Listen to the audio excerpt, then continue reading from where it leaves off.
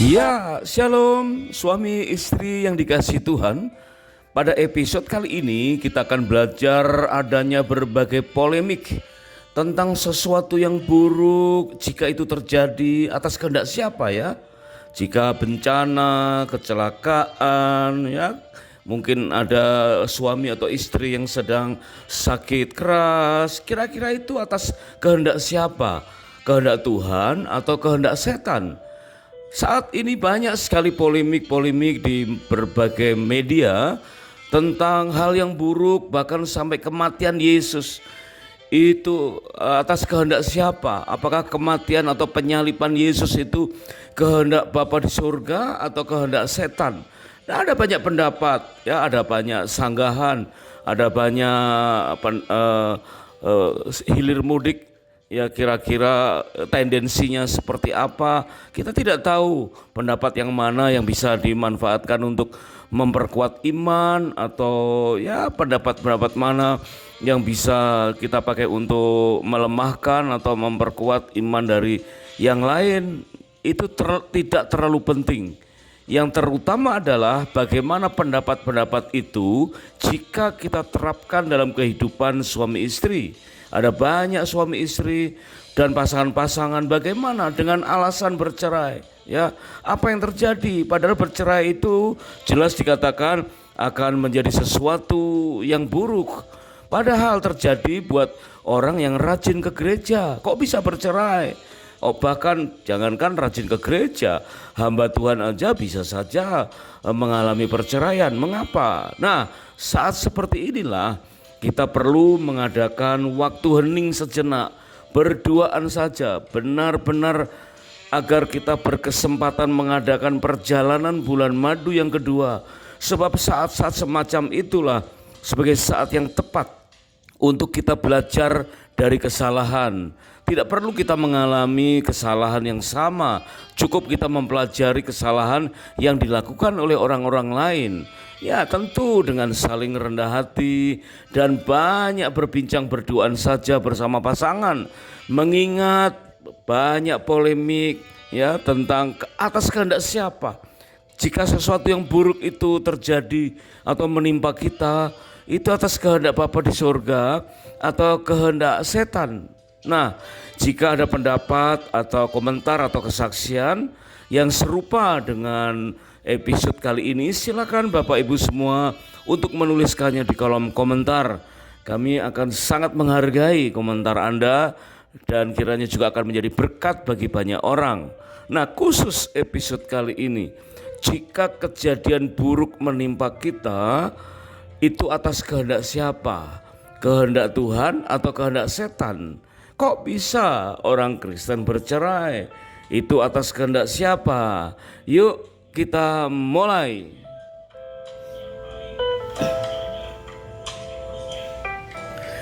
Sesungguhnya atas kehendak siapakah sesuatu itu terjadi, tidak perlu kita bingungkan ya.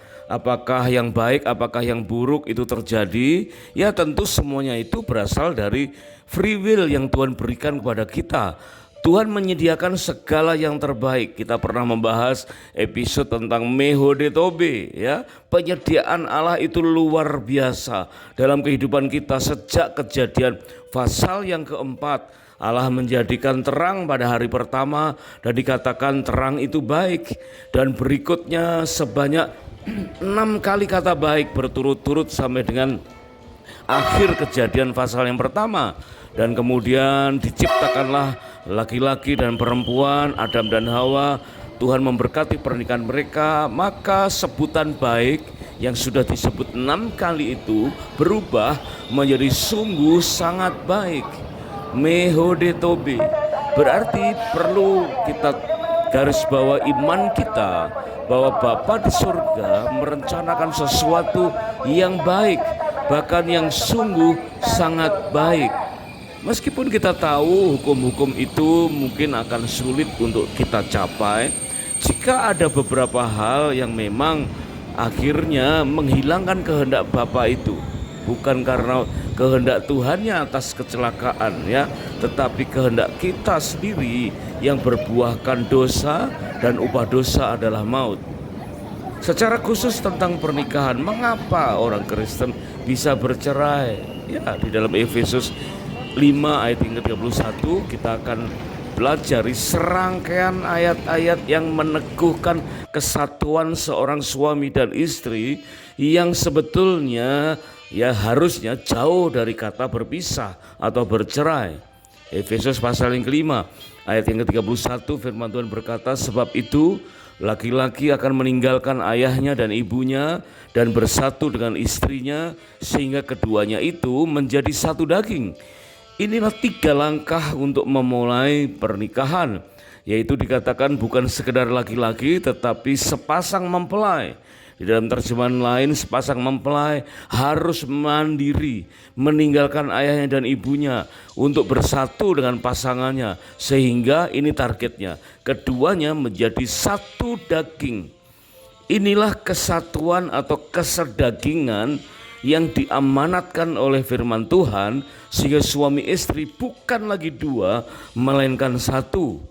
Bahkan Efesus pasal yang kelima ayat yang ke-32 menekankan kembali, dikatakan bahwa rahasia ini besar, tetapi yang aku maksudkan ialah hubungan Kristus dan jemaat. Seharusnya lah hubungan Kristus dan jemaat itu menjadi satu adanya. Dan itu akan sulit difahami jika kita para suami dan para istri sulit untuk mencapai kesedagingan yang diamanatkan oleh Tuhan. Sehingga dikatakan rahasia ini besar, ya. Jelas bahwa kesatuan suami dan istri itu mengandung makna suatu rahasia yang besar, yaitu dimaksud ialah hubungan Kristus dan jemaat. Nah, Efesus pasal yang kelima ditutup dengan ayat yang ke-33. Ini sangat jelas dikatakan, bagaimanapun juga bagi kamu masing-masing berlaku, kasihilah istrimu seperti dirimu sendiri, dan istri hendaklah menghormati suaminya. Ya, mungkin ada faktor-faktor yang membuat suami kesulitan sepenuhnya mengasihi istri, ya. Mungkin banyak keberatan, banyak celah-celah juga, ya, yang sehingga membuat istri kesulitan menghormati atau tunduk kepada suaminya, ya. Sehingga hubungan suami istri nyaris sulit untuk mencapai kesatuan atau kesedagingan.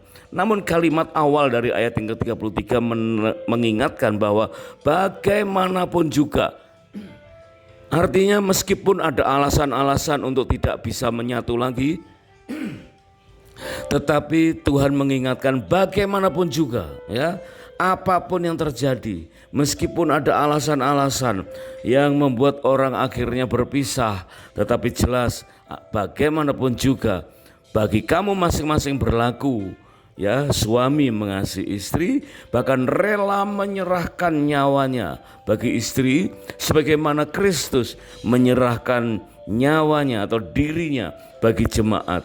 Dan istri hendaklah menghormati atau tunduk kepada suaminya, dan tentunya tanpa syarat. Di dalam Matius pasal yang ke-16 ayat yang ke-19, firman Tuhan mengingatkan, kepadamu akan kuberikan kunci kerajaan surga. Apa yang kau ikat di dunia ini akan terikat di surga, dan apa yang kau lepaskan di dunia ini akan terlepas di surga. Makna kesatuan atas ikatan yang telah dibentuk itu suatu ikatan yang menjadi satu daging, kesedagingan yang tidak mungkin lagi dipisahkan. Ya, memang kesatuan dari tangan kita, lengan kita yang terdiri dari beberapa tulang, beberapa otot atau muskulus, ya, muskulus dorsalis, muskulus ventralis, yang juga bagian-bagian dari pembuluh-pembuluh darah, ya, pembuluh darah vena, pembuluh darah arteri, juga pembuluh-pembuluh syaraf, pembuluh-pembuluh getah bening, dan berbagai komponen dalam lengan kita disatukan oleh kulit, ditutup, dan akhirnya menjadi kesatuan satu lengan yang sehat. Dan kita tahu tidak mungkin lengan itu bisa diurai-urai, dipisah tulang dengan tulang, tulang dengan daging, dan seterusnya. Ya, bisa saja diurai, tetapi pasti mengakibatkan pendarahan dan kematian. Itulah kesedagingan yang Tuhan kehendaki, ya. harusnya kita berani berkata bahwa kesatuan suami istri tak akan terpisahkan. Bahkan diingatkan dalam Injil Lukas 11 ayat yang ke-17, tetapi Yesus mengetahui pikiran mereka, lalu ia berkata, setiap kerajaan yang terpecah-pecah pasti binasa, dan setiap rumah tangga yang terpecah-pecah pasti runtuh. Atau ayat yang lain dikatakan rumah tangga yang terpecah-pecah pasti binasa. Nah, apa yang terjadi jika kerajaan atau rumah tangga itu terpecah-pecah? Di dalam Yohanes 10 ayat yang ke-10 firman Tuhan berkata, pencuri datang hanya untuk mencuri dan membunuh dan membinasakan. Tuhan Yesus datang supaya mereka atau kita semua mempunyai hidup dan mempunyainya dalam segala kelimpahan. Nah, berarti keinginan pencuri yang melambangkan iblis adalah untuk mencuri, membunuh dan membinasakan.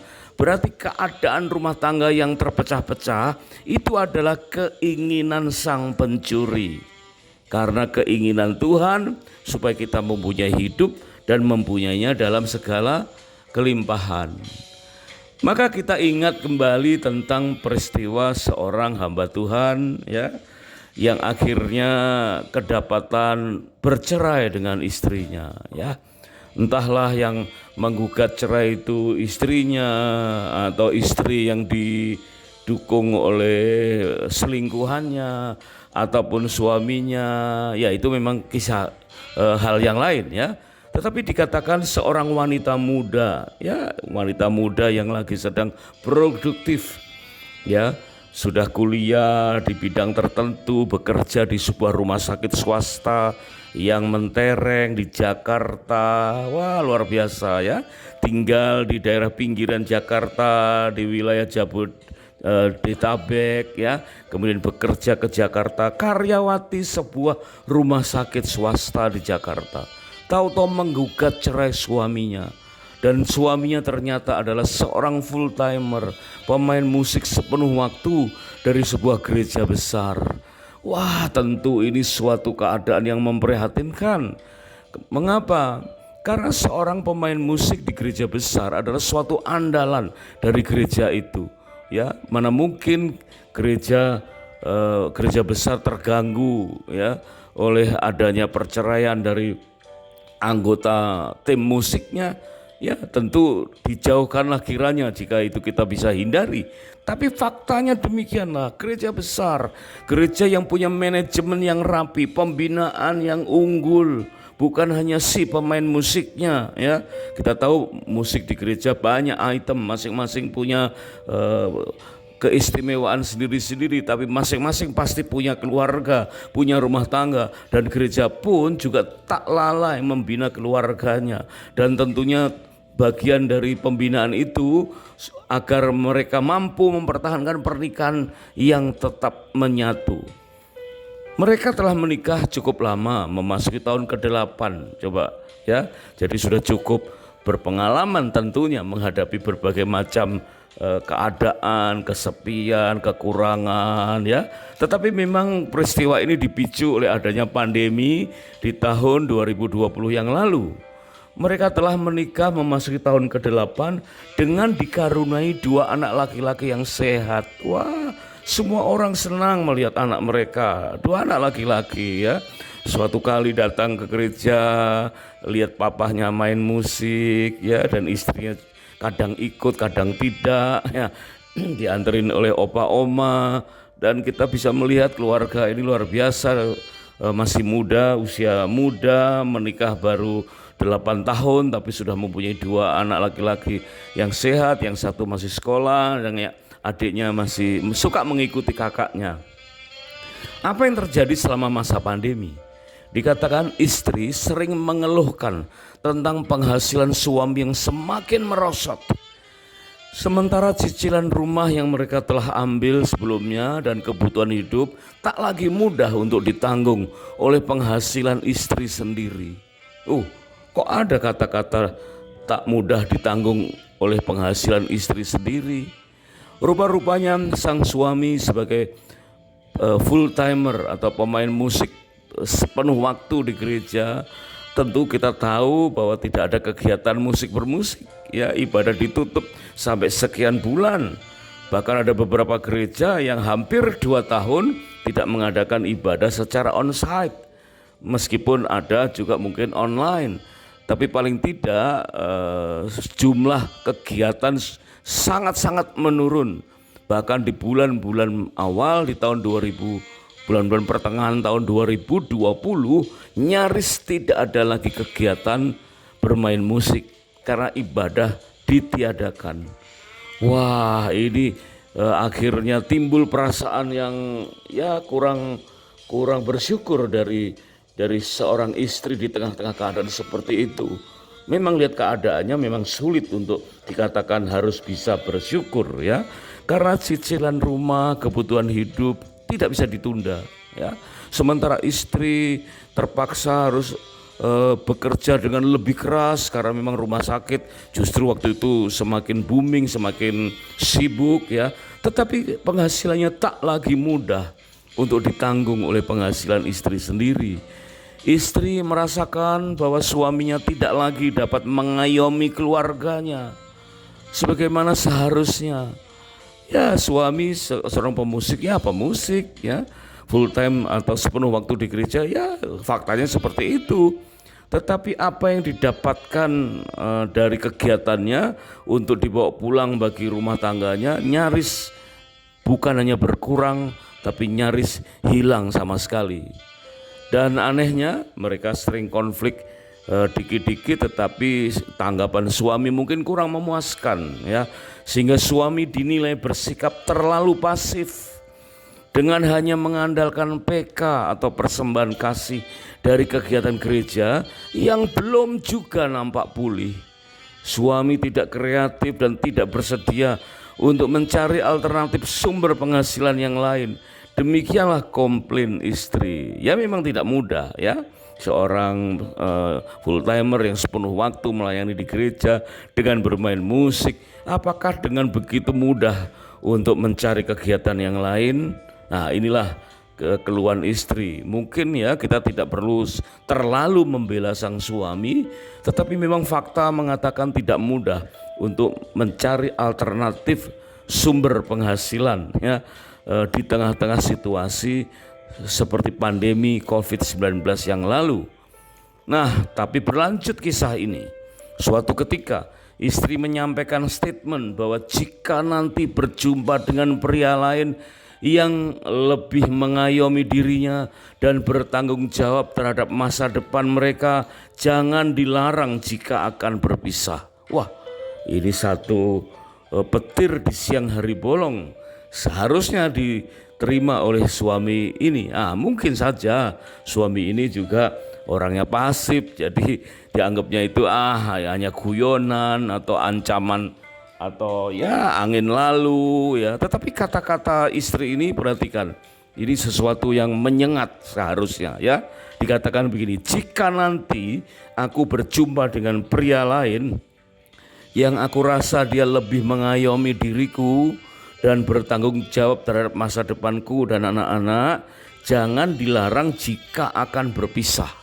Wah, kelihatannya kalimatnya ya mungkin udah diatur cukup lama kalimat itu.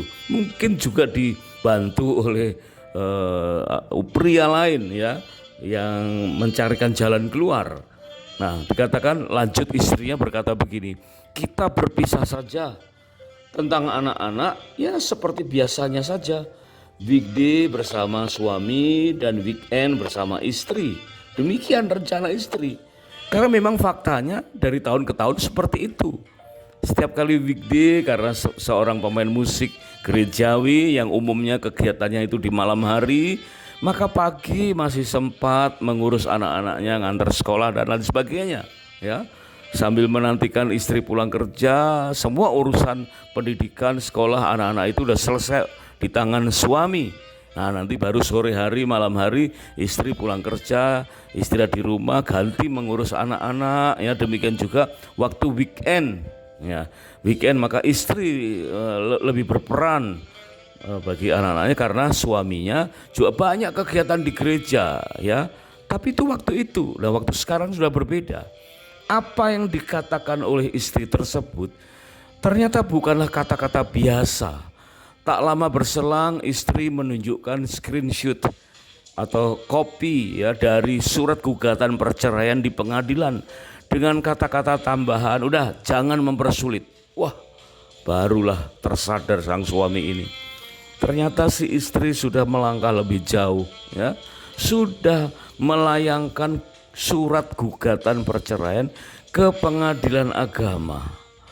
Dan dengan tambahan udah jangan mempersulit.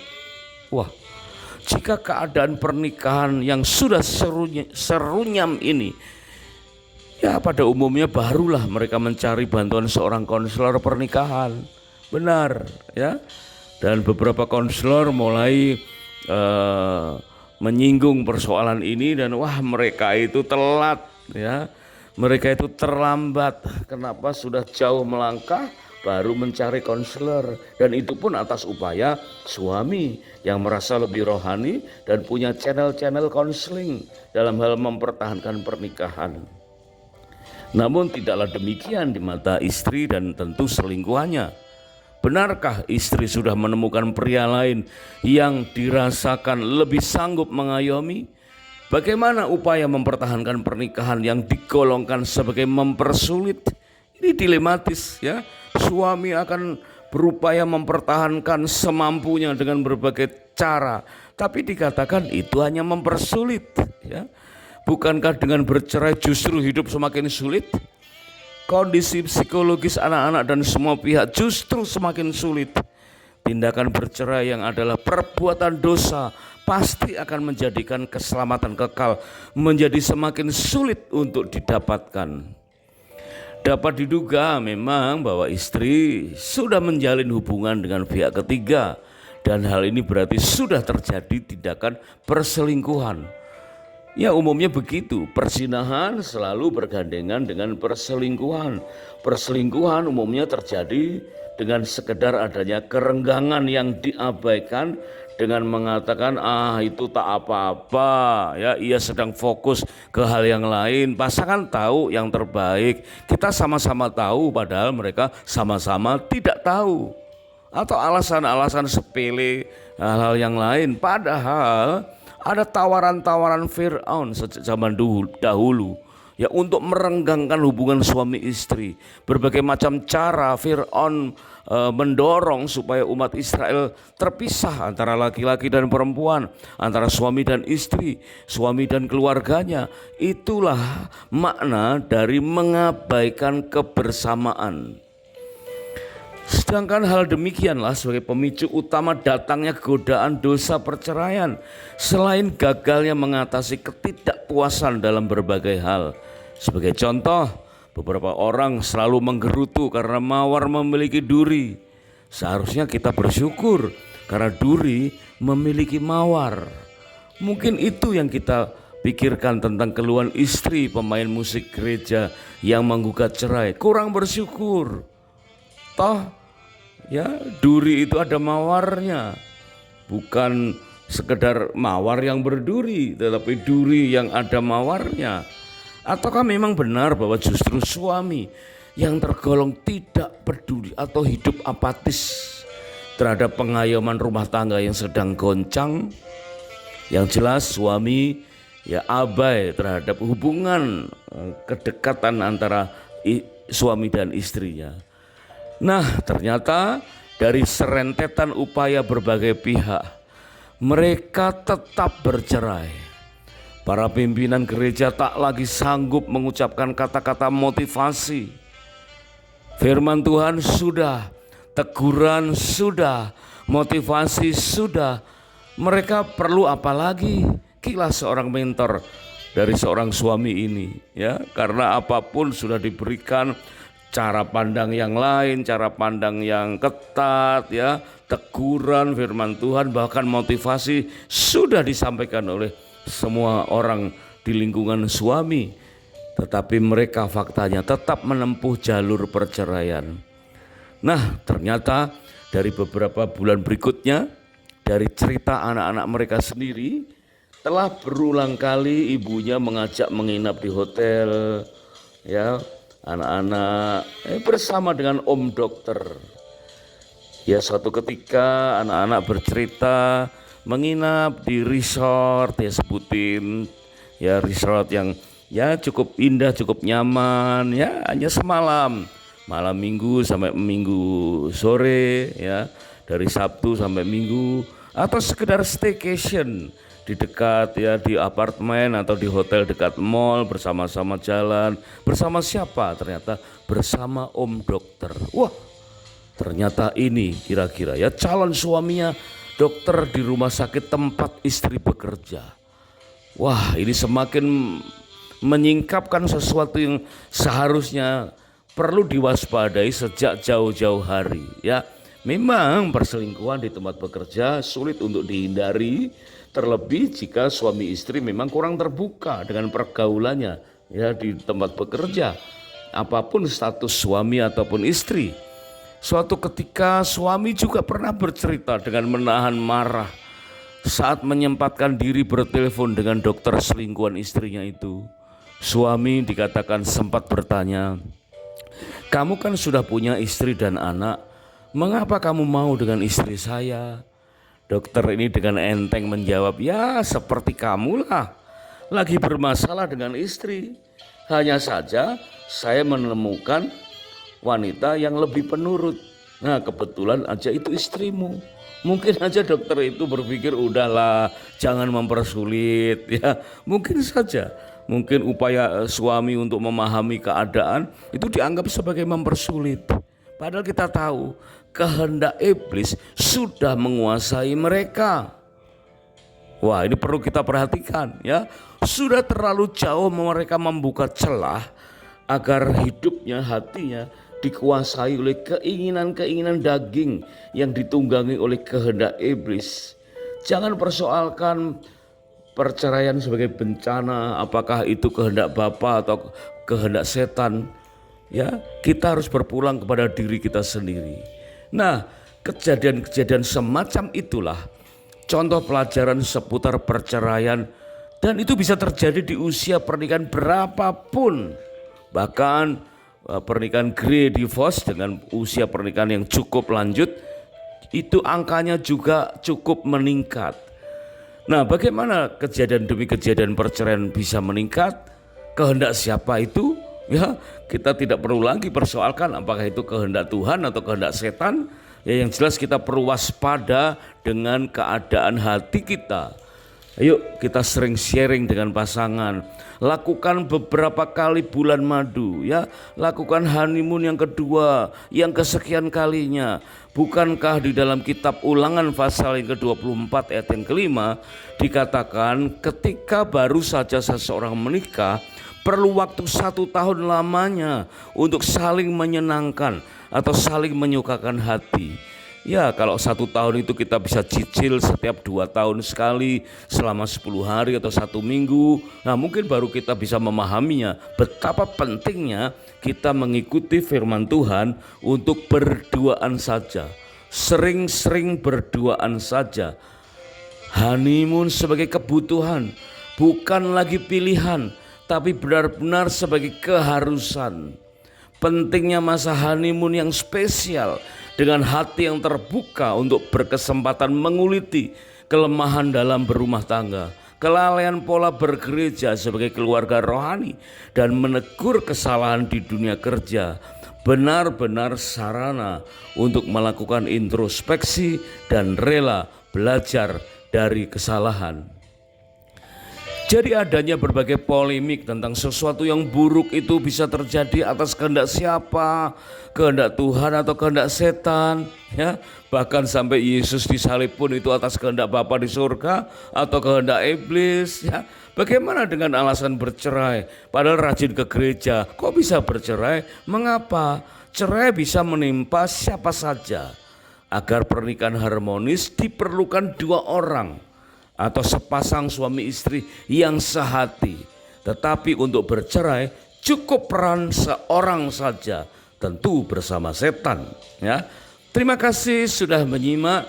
Kami sangat bersuka cita jika episode ini dapat menjadi berkat. Dan terima kasih jika berkenan untuk subscribe atau like, dan silakan di-share ke pasangan yang lain. Jika ada komentar, kesaksian, atau pendapat, silakan tulis di kolom komentar untuk menjadi berkat buat saudara kita yang lain. Sampai jumpa pada episode berikutnya, dan kiranya Tuhan memberkati pernikahan dan rumah tangga kita berlimpah-limpah. God bless.